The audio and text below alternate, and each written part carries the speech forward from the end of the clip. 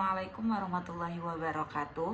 Halo warga belajar, berjumpa lagi dengan saya Bu Indah di sini di hari Sabtu. Berarti kita akan belajar tentang mapel PPKN.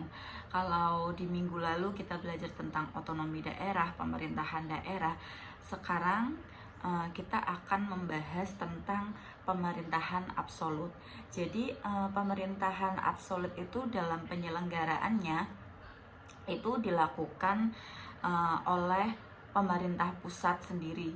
Jadi kalau kemarin itu dalam otonomi daerah dilakukan oleh, misal otonomi provinsi dilakukan oleh gubernur, terus otonomi kabupaten dilakukan oleh bupati. Sekarang pemerintahan absolut berarti dilakukan oleh pemerintah pusat, yaitu presiden dan jajarannya. Jadi urusan pemerintah absolut itu sebagai urusan pemerintah yang sepenuhnya itu menjadi wewenang pemerintah pusat, di mana meliputi politik luar negeri, pertahanan, keamanan, terus justisi, moneter, dan fiskal nasional, serta agama.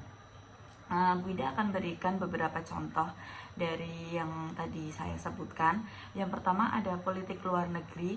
Contohnya itu misalnya pemerintah pusat mengangkat diplomatik, pejabat diplomatik, kemudian menunjuk warga negara untuk duduk dalam lembaga internasional, terus menetapkan kebijakan luar negeri juga termasuk pada politik luar negeri.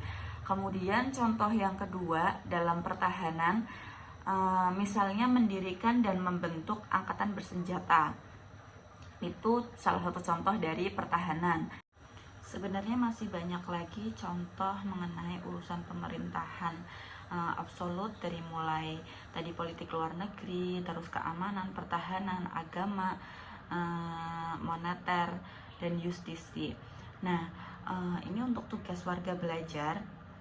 Jadi sebutkan contoh dari urusan pemerintahan absolut yang meliputi pada bidang agama, keamanan, dan moneter. Nah, 3 saja itu disebutkan contoh urusan pemerintah absolut pada 3 bidang itu. Terima kasih. Saya akhiri. Wassalamualaikum warahmatullahi wabarakatuh.